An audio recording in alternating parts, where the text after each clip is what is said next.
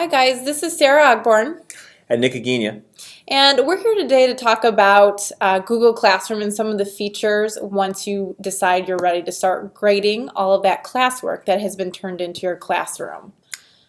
Google Classroom made some key changes this year when it comes to rubrics and grading that a lot of educators are really raving about to make your lives so much easier.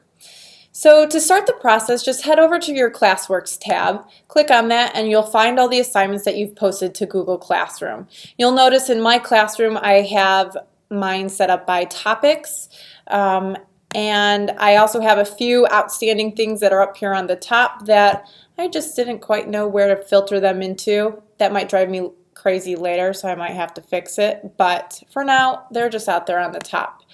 However, today I would like to show you an assignment that my students turned in for our introductory for an introductory assignment. Excuse me. So once you get to the topic that you want, you find the assignment, and I'm going to go to the tab that says Turned In. I've already graded all of mine. Notice nobody has turned it in and nobody's assigned it still. So you'll have to see my graded copies.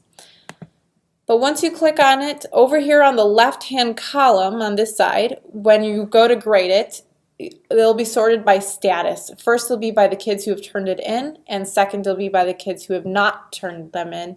And those are the ones who are still assigned the assignment.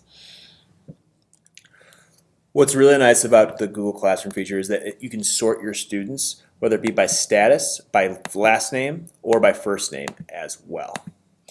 I like to have mine sorted by status, and within that it sorts them by last name.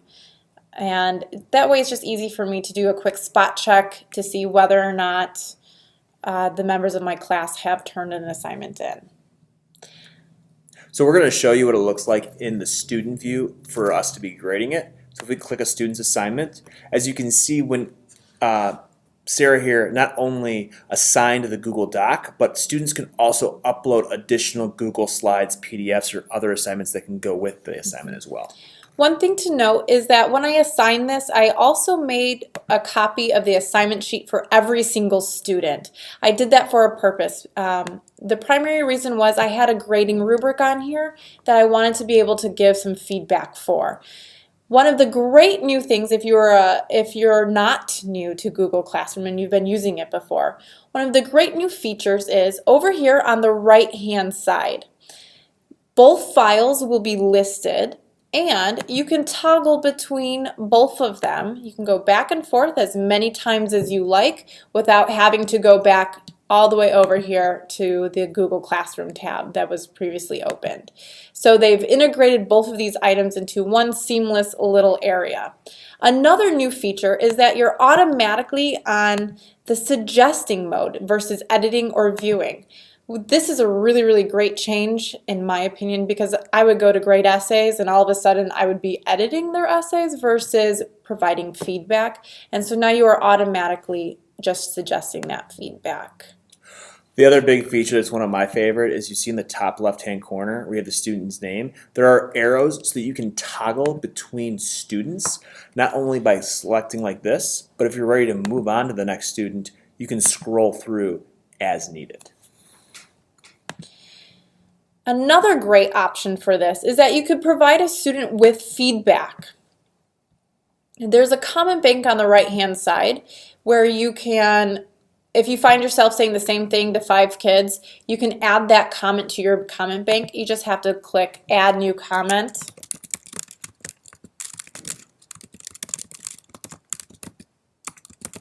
Sorry, I'm typing. I can't type and talk at the same time apparently. And then just hit Add.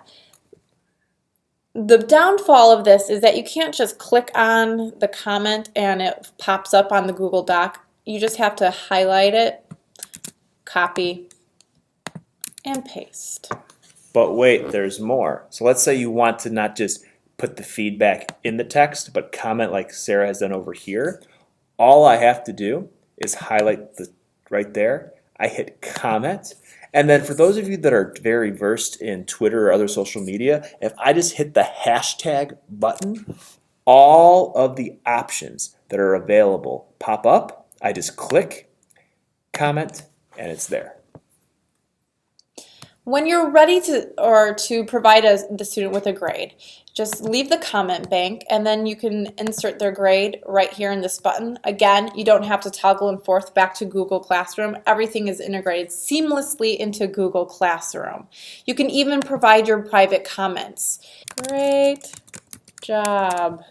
And then don't forget to hit post. If you don't hit post, it won't post the comment to the student. So it's not highlighted for me up here.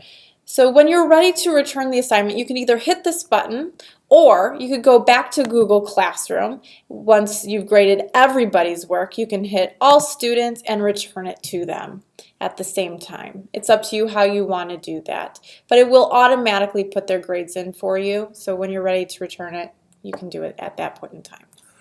The only unfortunate thing about Google Classroom right now is this does not link it to Infinite Campus just yet.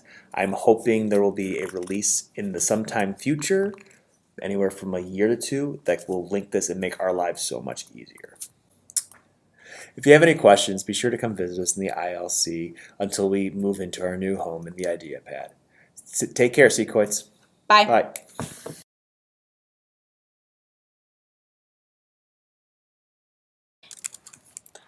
Great job. Nope. Read that one again. Yeah. Great job.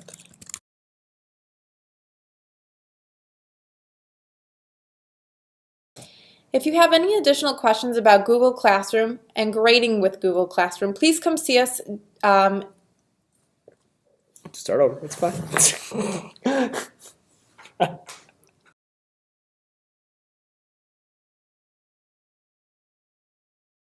Let's start this over again. You guys, you do it. I can't. I'm done. Right?